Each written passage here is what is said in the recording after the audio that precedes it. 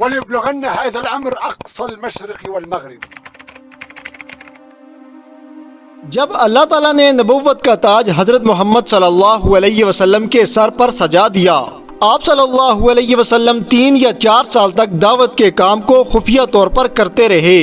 نبی صلی اللہ علیہ وسلم صرف ان لوگوں کو دعوت دیتے جو آپ کے نہایت قریب تھے۔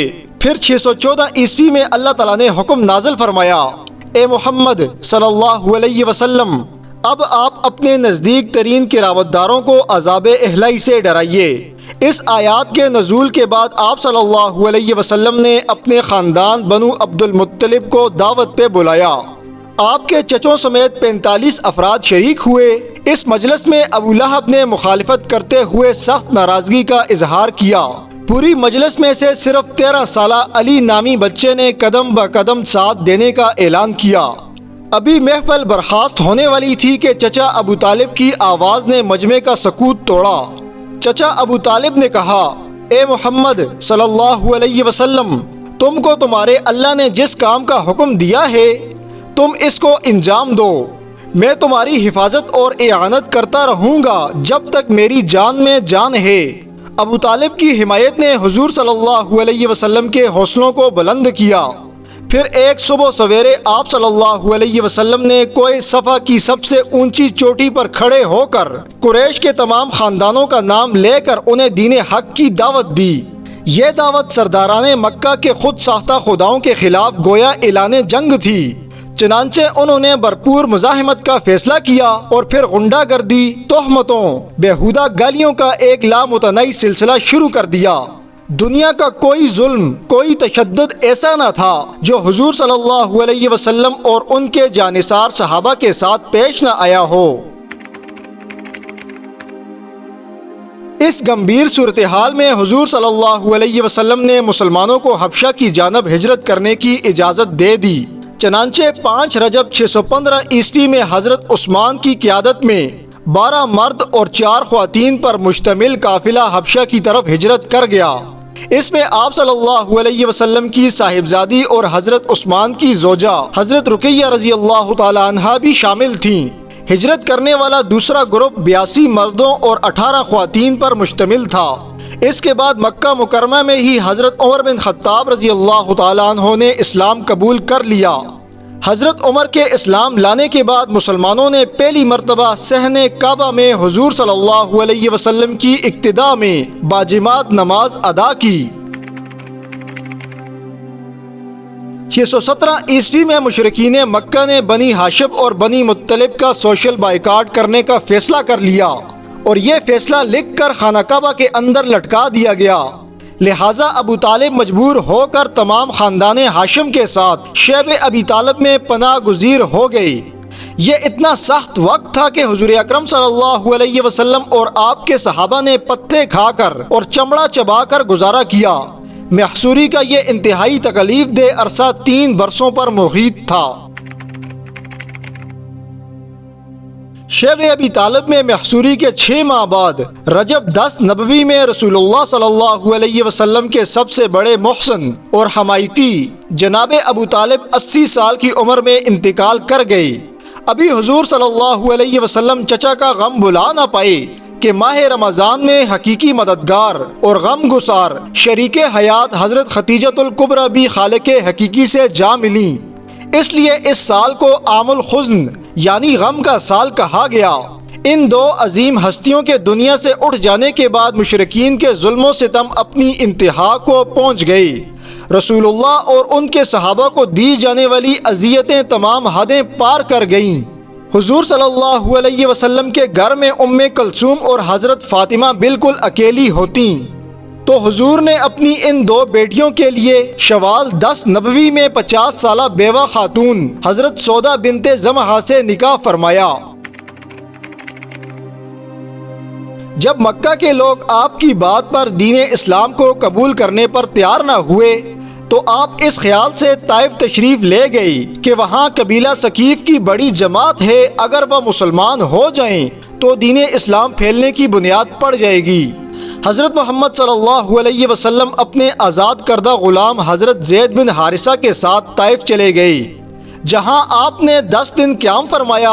اس دوران طائف والوں نے آپ صلی اللہ علیہ وسلم پر ظلم و ستم کی انتہا کر دی۔ اوباش لڑکے اتنی سنگ باری کرتے کہ حضور اکرم صلی اللہ علیہ وسلم کا جسم اطہر لو لوہان ہو جاتا، یہاں تک کہ اللہ کے حکم سے پہاڑوں کا فرشتہ خدمت اقدس میں حاضر ہوا اور عرض کی، اے اللہ کے رسول، اگر آپ حکم دیں تو اہل طائف کو دونوں پہاڑوں کے درمیان پیس ڈالوں۔ نبی صلی اللہ علیہ وسلم نے اس فرشتے سے فرمایا، نہیں، مجھے امید ہے کہ ان کی اولادوں میں سے ایسے لوگ آئیں گے جو دین اسلام کو قبول کر کے اس کو دنیا میں پھیلائیں گے۔ شوال 11 نبوی میں اللہ کے حکم سے آپ صلی اللہ علیہ وسلم کا حضرت عائشہ سے نکاح ہوا، لیکن رخصتی ہجرت کے بعد مدینہ منورہ میں ہوئی۔ نبی اکرم صلی اللہ علیہ وسلم کی مکی زندگی کے آخری دور میں معراج کا واقعہ پیش آیا۔ ایک رات حضرت جبرائیل علیہ السلام نے ایک مرتبہ پھر حضور اکرم صلی اللہ علیہ وسلم کے دل مبارک کو زمزم سے دھویا، پھر بوراق پر بٹھا کر مسجد حرم سے بیت المقدس لے گئی۔ وہاں آپ صلی اللہ علیہ وسلم نے تمام نبیوں کی امامت فرمائی۔ پھر اسی رات آپ صلی اللہ علیہ وسلم کو بیت المقدس سے آسمانوں پر لے جایا گیا، جہاں آپ کو 7 آسمانوں کی سیر کروائی گئی اور پھر اللہ تعالیٰ کے دربار میں پہنچایا گیا۔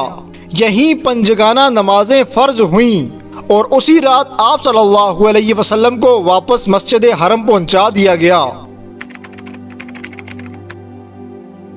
11 نبوی میں حج کے موقع پر یثرب کے ایک قبیلے بنو خزرج کے 6 افراد حضور اکرم صلی اللہ علیہ وسلم کی خدمت میں حاضر ہوئے اور پھر مشرف با اسلام ہوئے۔ اگلے سال 12 نبوی میں 12 افراد نے اسلام قبول کیا، جن میں 5 پچھلے سال آ چکے تھے اور 7 نئے تھے۔ یہ بیعت عقبہ اولیٰ کہلائی۔ حضور صلی اللہ علیہ وسلم نے حضرت مصعب بن عمیر کو محلم بنا کر یثرب بھیجا، جہاں ان کی دعوت سے یثرب میں دین حق پھیلنے کی بنیاد پڑ گئی اور دیکھتے ہی دیکھتے مدینہ منورہ کے اندر 40 افراد مسلمان ہو گئے۔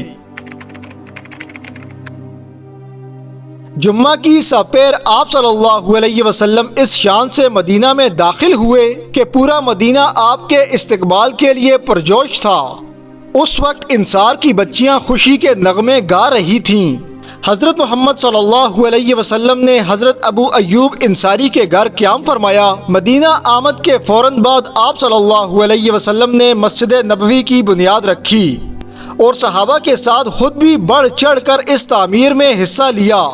اس کے ساتھ ہی درسگاہ صفا کا چبوترا بھی تعمیر کروایا تاکہ تعلیم و تربیت کا سلسلہ فوری شروع کیا جا سکے۔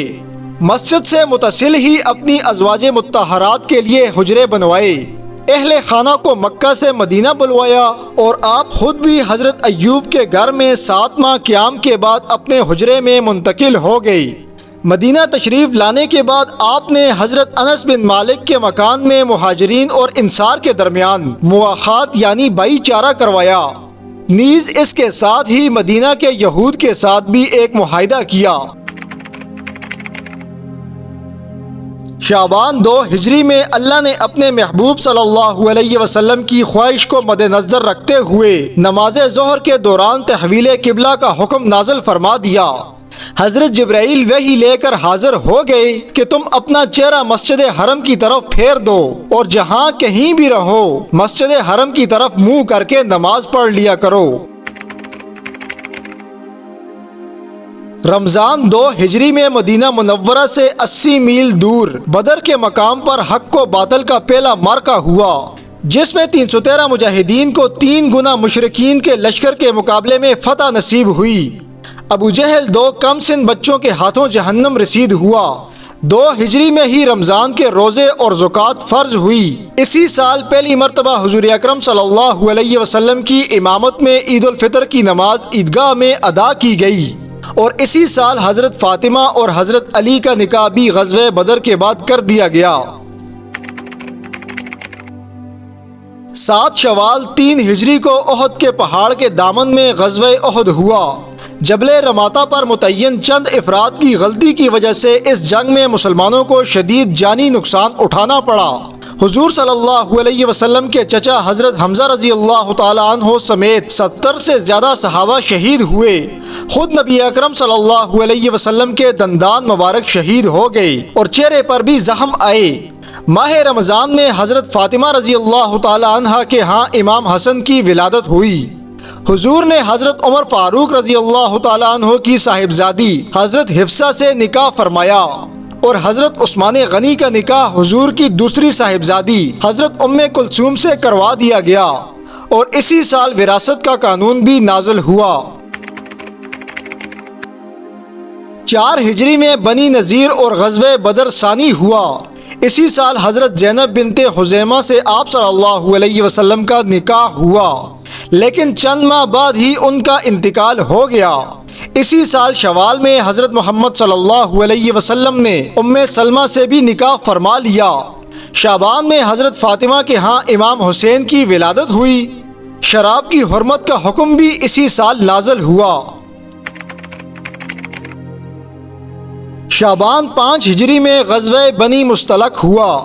اس لڑائی میں جو لوگ گرفتار ہوئے ان میں یہودی سردار حارث بن ابی زرار کی بیٹی جویریہ بھی شامل تھیں۔ آپ صلی اللہ علیہ وسلم نے حضرت جویریہ کی مرضی کو مد نظر رکھتے ہوئے ان سے نکاح فرمایا، کیونکہ انہوں نے اپنے والد حارث کے ساتھ جانے سے انکار کر دیا اور رسول اللہ کی خدمت میں رہنا پسند کیا۔ شوال 5 ہجری میں غزوہ خندق ہوا۔ حضرت سلیمان فارسی کی تجویز پر حضور نے مدینہ کی حفاظت کے لیے خندق کھدوائی۔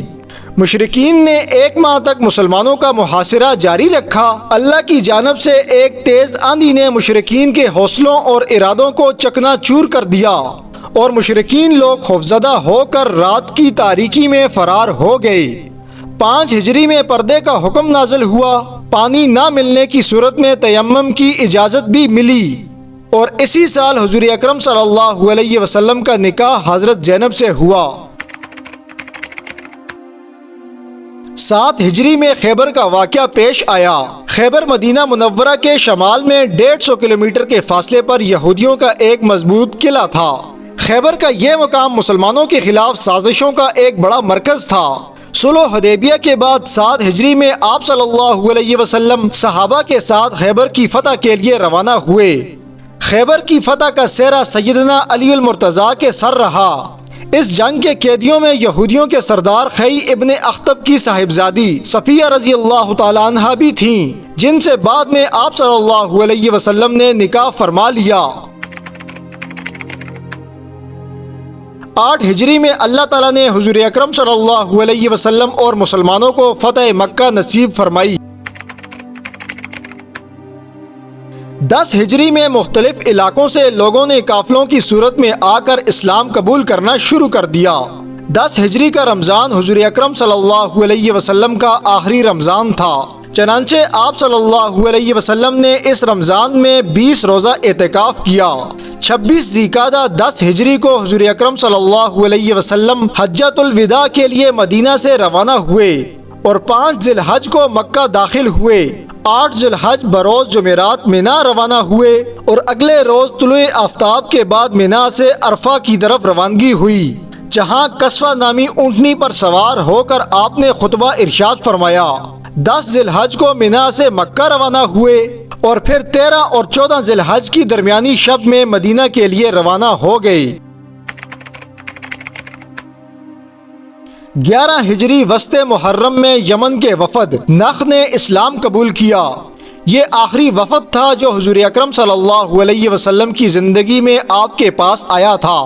26 صفر 11 ہجری کو اسامہ بن زید کو ایک لشکر کے ساتھ روم جانے کا حکم دیا اور یہ آخری فوجی مہم تھی جس کے لیے حضور اکرم صلی اللہ علیہ وسلم نے حکم فرمایا۔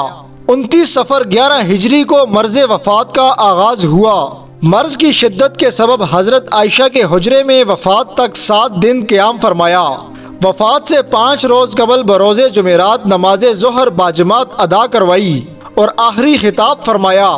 12 ربیع الاول بروز پیر 11 ہجری بامطابق 8 جون 632 عیسوی صبح دن چڑھتے ہی اپنی صاحبزادی حضرت فاطمہ کو بلوایا اور ان سے گفتگو کی، پھر امام حسن اور امام حسین کو بلا کر چوما، ازواج مطہرات کو بلا کر انہیں واضح و نصیحت فرمائی، پھر ہاتھ یا انگلی چھت کی طرف بلند فرمائی، نگاہ چھت کی جانب تھی اور آپ کے دونوں ہونٹوں پر کچھ حرکت ہوئی۔ حضرت عائشہ نے اپنا کان قریب کیا تو اس وقت آپ صلی اللہ علیہ وسلم یہ فرما رہے تھے، اے اللہ مجھے بخش دے، مجھ پر رحم کر اور مجھے رفیق اعلیٰ میں پہنچا دے۔ اے اللہ رفیق اعلیٰ، آخری فقرہ 3 بار دہرایا اور اس وقت آپ کا ہاتھ جھک گیا اور آپ رفیق اعلیٰ جا ملے۔ اس وقت نبی اکرم صلی اللہ علیہ وسلم کی عمر مبارک 63 سال 4 دن تھی۔ دوستو اس طرح کی مزید ویڈیوز دیکھنے کے لیے ہمارے چینل کو ضرور سبسکرائب کیجئے۔